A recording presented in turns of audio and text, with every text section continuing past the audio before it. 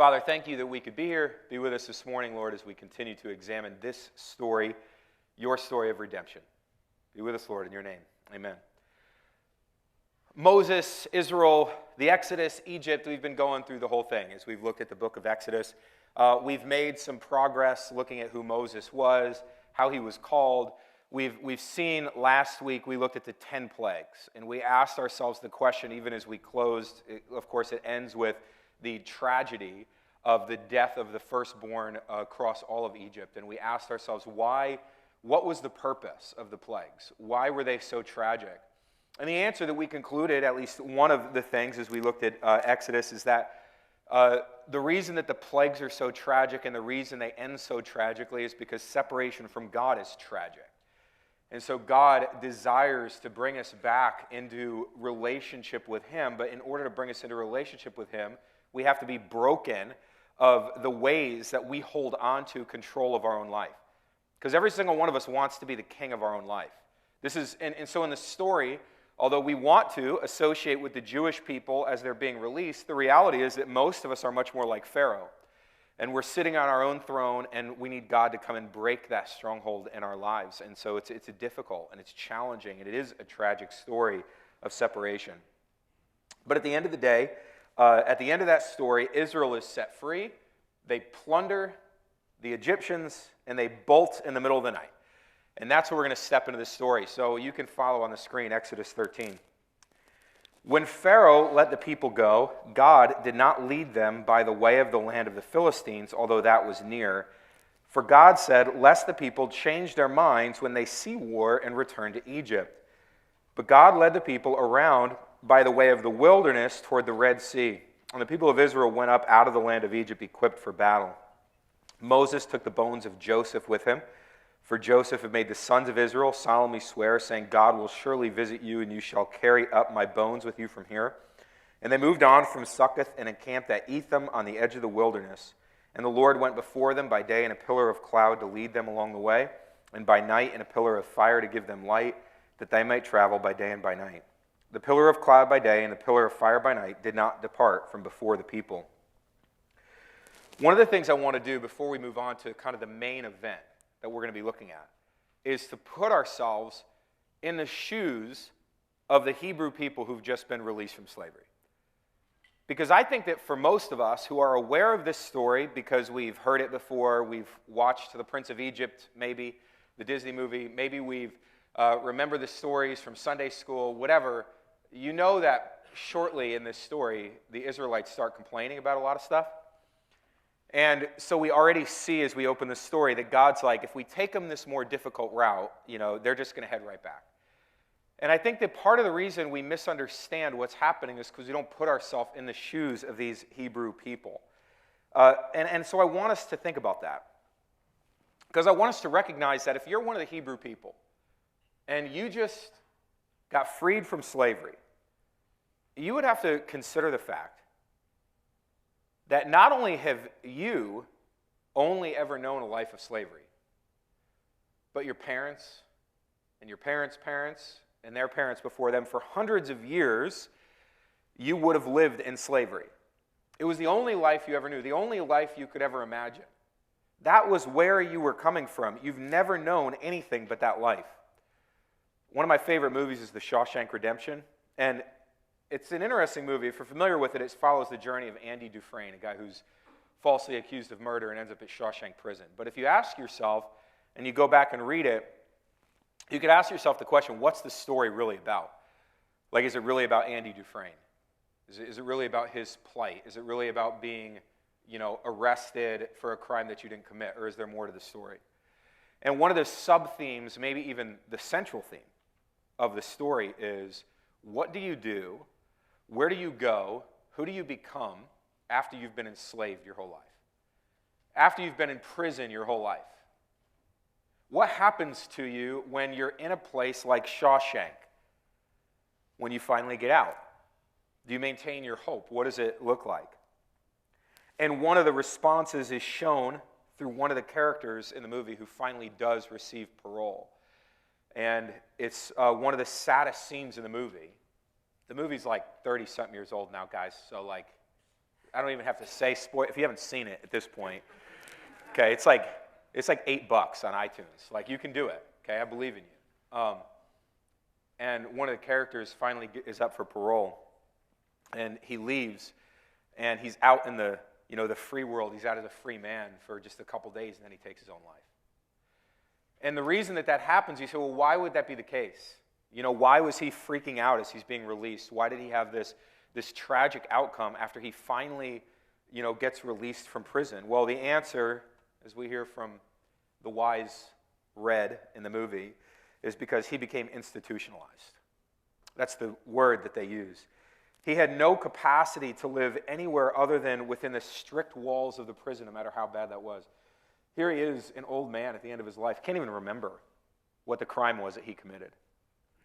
But he's been so used to living in these prison walls that when he finally gets out, he's afraid. He's institutionalized because he can only live within the security of that prison, no matter how terrible that it was. I think the people of Israel are in something of the same boat. And I'm not saying that to abdicate them for any of the whining and complaining that they end up doing on this journey, which we'll look at as the weeks unfold here. But I do want us to put ourselves and ask ourselves, if all you knew, and all your parents knew, and all your parents' parents knew, was a life of slavery, how would you respond to being freed in the middle of the night? Because even the 10 plagues, it wasn't like 10 days of plagues. The 10 plagues took a while. So aside from the 430 years that they'd been in Egypt, the 10 plagues, the Jewish Mishnah, which is like a commentary on the Old Testament, says that the 10 plagues lasted a whole year. Who knows? It was almost certainly months. And so you're sitting there as a person living in slavery, and we know that things got worse before they got better. And you're sitting there, and these plagues are coming, one worse after the other, and Pharaoh still refuses to let you go. At what point are you thinking to yourself, this is never going to happen? And then one night, Pharaoh's literally in the middle of the night, like, all right, just go on, get up on out of here. You can leave now. You're grabbing your to-go bag. Because you're waking your children up in the middle of the night. You ever had to move your children when they're dead asleep? All of a sudden you're like, why are you 150 pounds? You were like 37 pounds yesterday. You ever try to move your sleeping dog?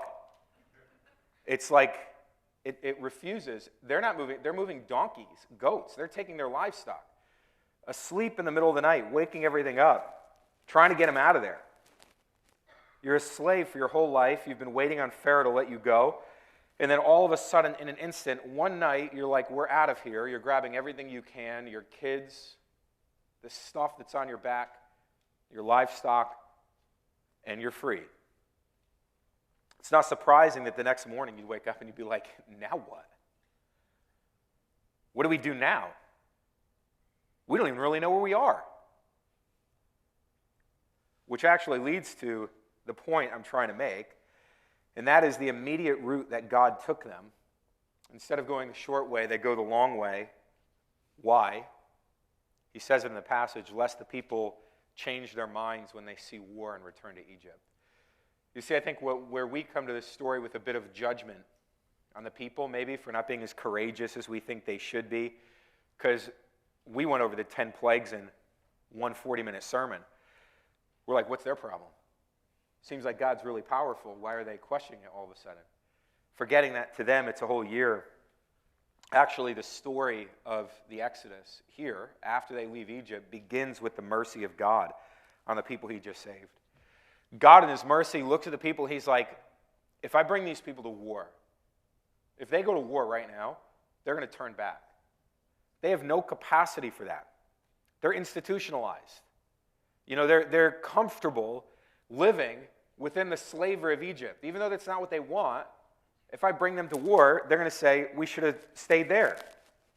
And if they go up to the Philistines, who we know are an advanced people with advanced weaponry, just a little bit of historical knowledge, something that you should know about the Philistines. The Philistines, and this is historically recorded. Again, the unfolding story of God happens in real time. It happens in history. And so at some point during the reign of Ramses III, there's a group of people from southern Europe, the island of Greece, but they're of European descent, and they're seafaring people. So they come down across the Mediterranean Sea, and they go to make war against the armies of Pharaoh, Ramses III. And Ramses III just completely decimates these people, drives them back. They don't win. But one of those group of people called the Pelistin, they end up going to the Peliset, they end up going and being forced back to live in what we would see as southwest Canaan.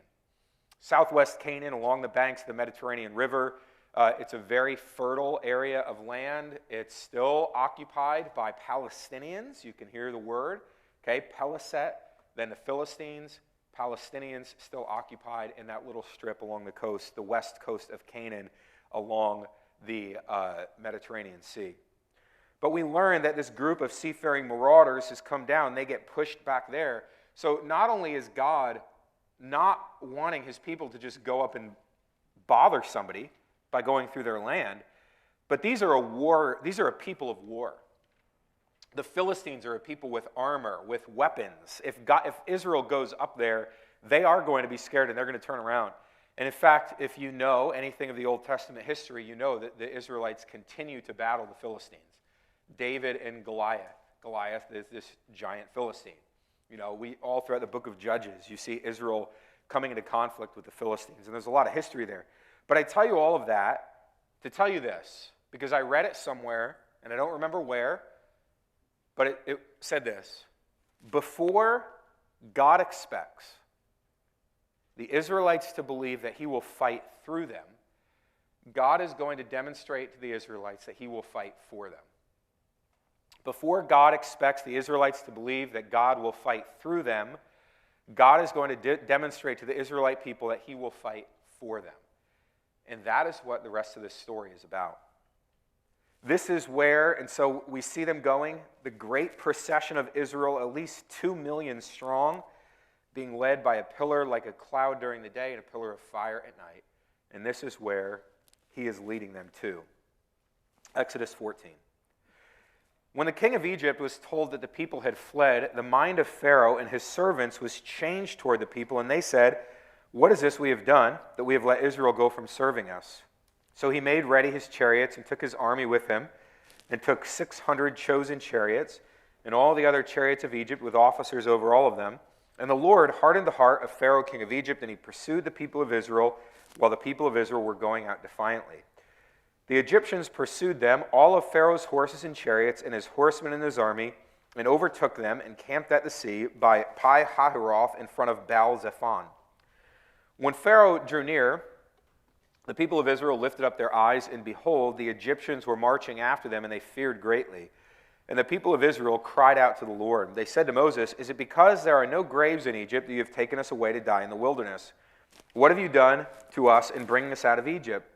Is not this what we said to you in Egypt? Leave us alone that we may serve the Egyptians. For it would have been better for us to serve the Egyptians than to die in the wilderness." So God maneuvers Israel away from the land of the Philistines, and he brings them to the banks of the Red Sea, where in front of them is this vast body of water, and behind them is Egypt. And at the same time, Pharaoh, you know, he's apparently not moved very far along the 5 stages of grief after losing his firstborn. He only got to about step 2, anger. And there's this sense in which Pharaoh's like, well, what else is God going to do to me? Right? Like, he mourns the death of his firstborn, and then he thinks, well, that's got to be the worst of it. So what have I done? You know, he wakes up and he thinks, well, God can't punish me any more than he already has. Well, why did I let my slaves go? Why did I let the servants go? So he gets his army ready, and they begin to pursue the Israelites.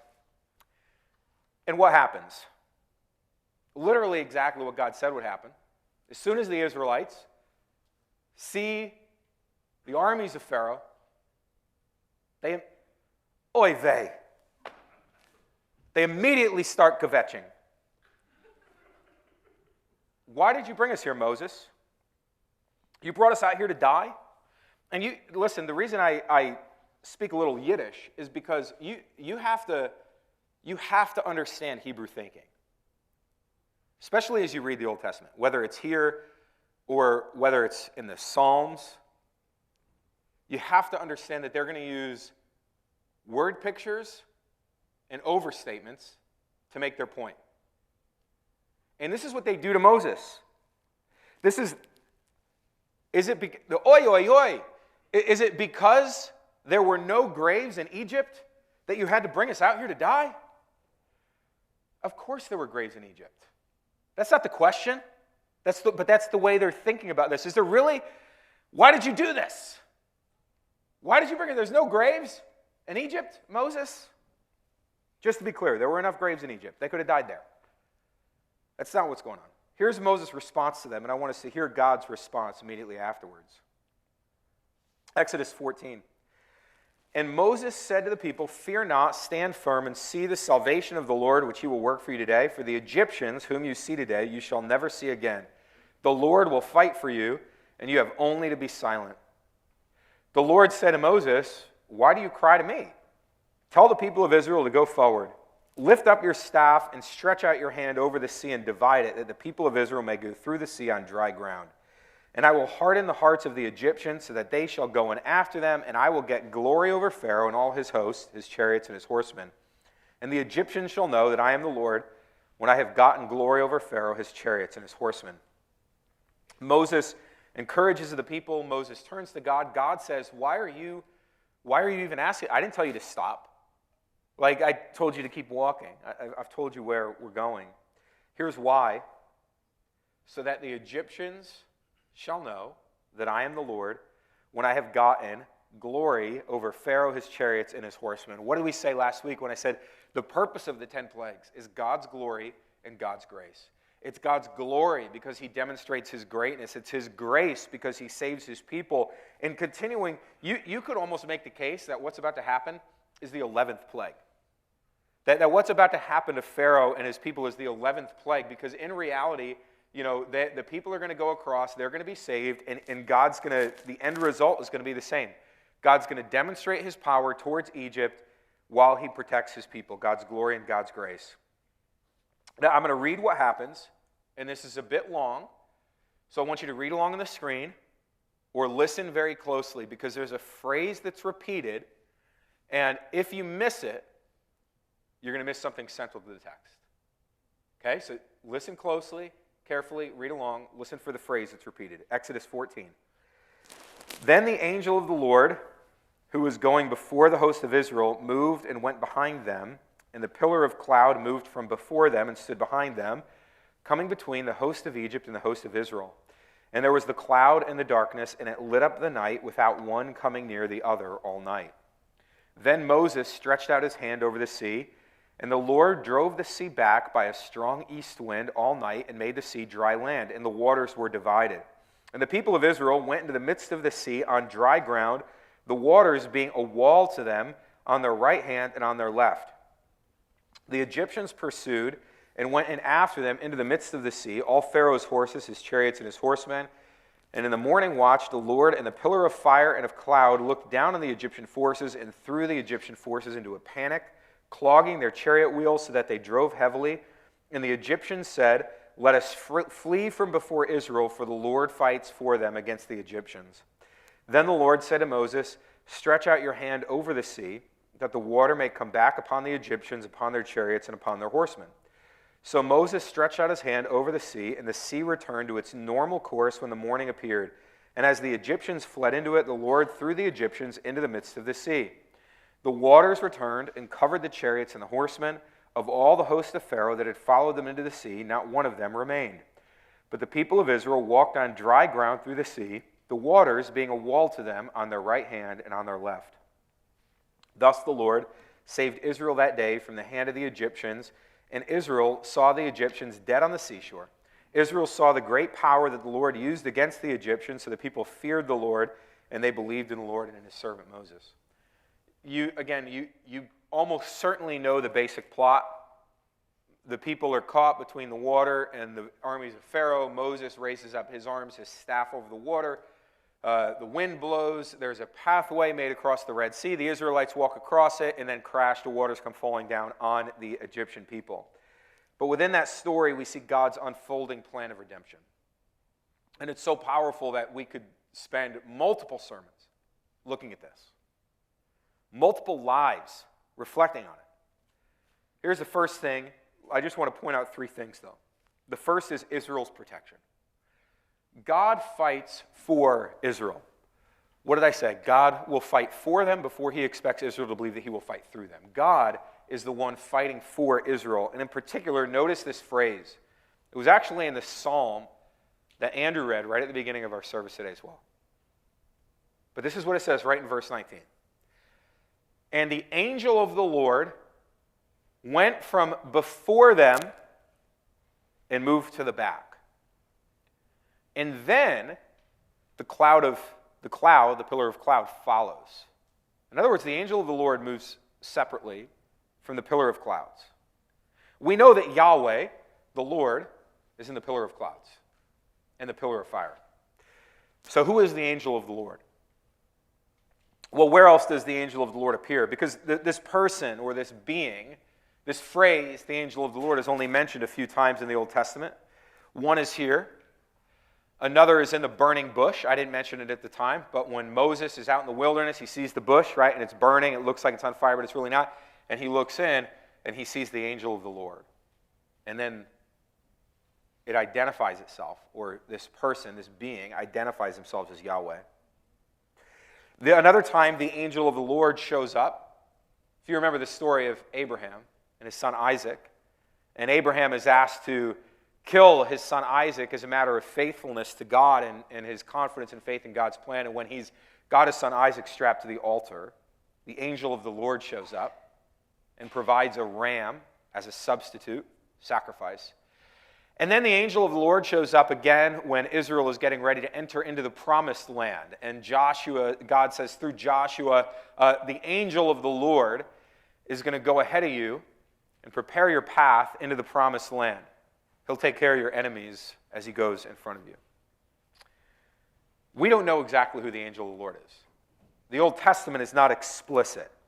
He seems to be more than just a messenger or a servant. Seems to be more closely connected to Yahweh, so that as in the burning bush, Moses sees the angel of the Lord, but then the bush identifies itself, or whatever's in the bush identifies itself as Yahweh.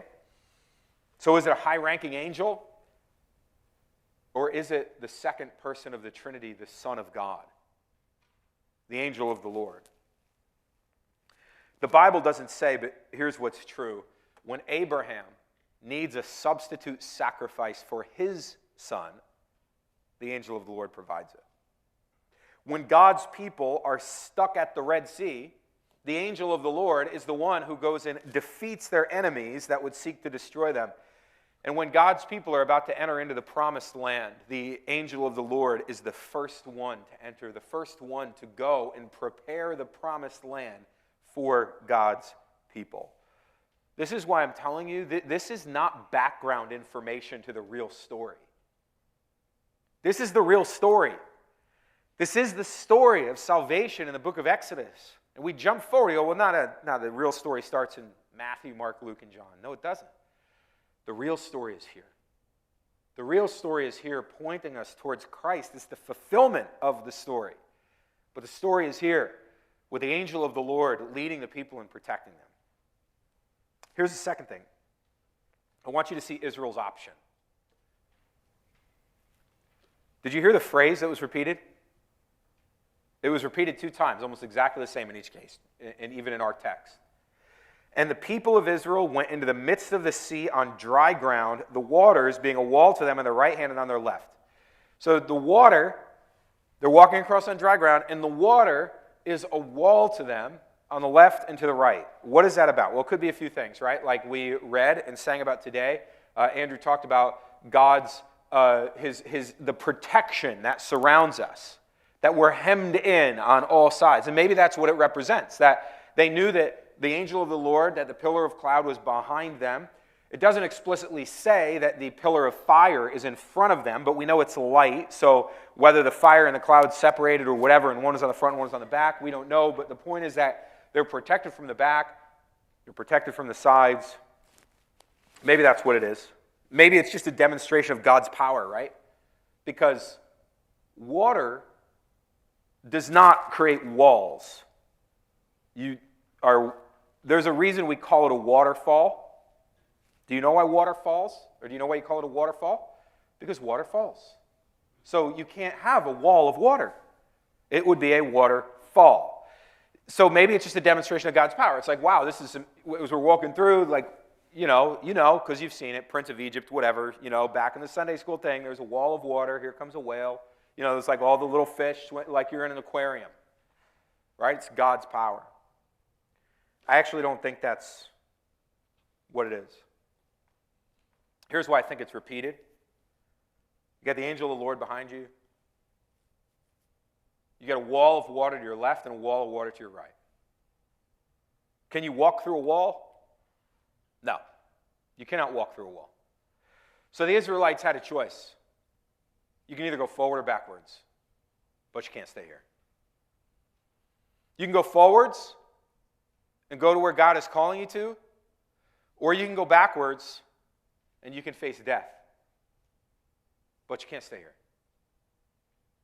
And in reality, maybe we would say they only had one choice. It was either go forward or die. You can go forward where God is calling you to. And by the way, this is why I mentioned the fact that it doesn't, the text, although, a lot of the interpretive look at it would be that there's the pillar of fire still in front of them leading it, but the text doesn't say that. It says that it's light, like they can see. The Egyptians couldn't see, they can see. And it's like the only point in the story where it's not explicit, other than it just said that the pillar of fire did not, depart from before them or whatever. But there's this sense in the text that they're really hemmed in from behind and the sides. And they had to look across and go, are we going to walk forward to a land that we know nothing about? We don't know what's over there, but we know on this side is death. So they walk forward on dry ground. You can either walk through the water or you can die. And as it turns out, that's their salvation. Israel's salvation. Do you remember how this whole story started? When we looked at the life of Moses, 80 years before this, 80 years earlier, there's a different Pharaoh, and he tried to wipe out all of the Hebrew children. Remember this story? He says, there's too many of these people. They're just expanding too much. So he tells the Hebrew midwives, go and kill all of the male children that are born to the Hebrew women, and the Hebrew women are very crafty. The midwives trust God, so they don't do it. And then we come upon this one woman who has a child, and she looks at him, and the scripture says that she looks at the child and says, it is good. There's a new creation, a new dawning happening. It is good. Takes that child at 3 months and places it in the river. The very place that Pharaoh has said, this is the place of death for these children. I want you to take all the Hebrew children. I want you to drown them in the Nile. I want you to go and kill them with water. But Moses' mother takes him, puts him in a basket of reeds, floats him on the water, and what we discover is that the very place of death becomes the place of life. The very place that was supposed to symbolize Moses' certain death becomes the place where he achieves and receives life. And so the daughter of Pharaoh comes and takes Moses out of the water. No name yet, right? Takes the baby out of the water and says, I'm going to call him Moses, which is the close to the Egyptian word for son and the word for drawn out of the water. I'm going to take this son who I've drawn out of the water. Fast forward 80 years, God delivers, who is Israel? His firstborn son. God delivers his firstborn son from slavery using this man, Moses, as his leader, and now the people have come upon another body of water with the same outcome, certain death. You can either go that way into the water and you can drown, or you can go back and you can face the armies of Egypt and they're going to kill you. And the place that is supposed to signify their certain death becomes the place of life. Instead of drowning in the water, God protects his people, delivers them so that the thing that was certain to spell their doom becomes the very source of their life. Israel becomes the firstborn son of God drawn from the water. That's who Israel is. And then just to cap off the story, and instead of God's people being drowned in water, which is the way the story started, Pharaoh and his entire army are drowned in the water. Pharaoh says, I'm going to hold down your people by killing all the babies. And God says, I'm going to hold down your people by destroying the entire army. God's power over Pharaoh and the nations. God's people are drawn out of the water for their salvation. Every man, woman, child, piece of livestock, everything that had breath in the nation of Israel was saved by being drawn through and out of the water. If I haven't said it already over and over and over, God does not make covenants with individuals. He makes it with people.